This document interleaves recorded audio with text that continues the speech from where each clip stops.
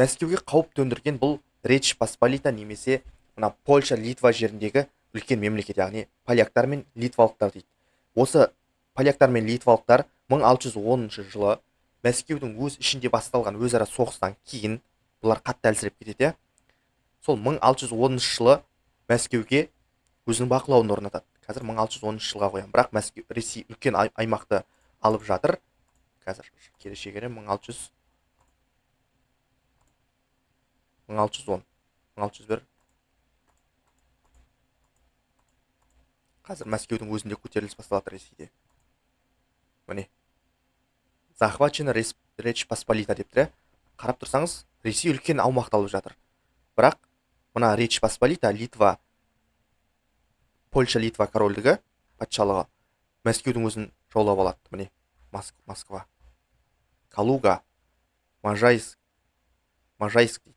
Калуга, Коломна, Москва. Міне осы жерге өз билігін орнатады.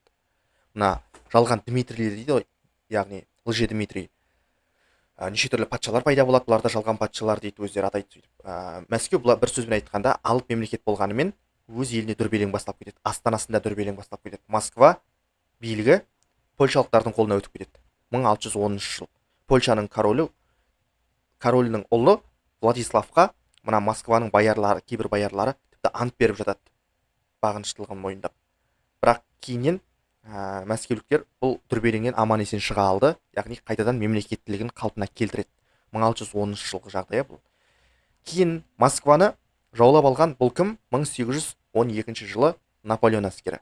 Наполеон 1812 жылы Мәскеуге басып кіріп, қазір 1812-ге қоям. 1710, 1810, 11,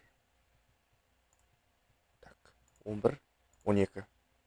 Міне, 1812. 1812 жылы француздардың қолына өткен жері.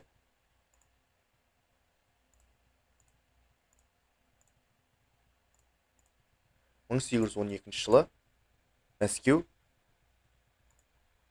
француздардың қолына өтіп, Наполеон әскері Мәскеуді өртеп жібереді.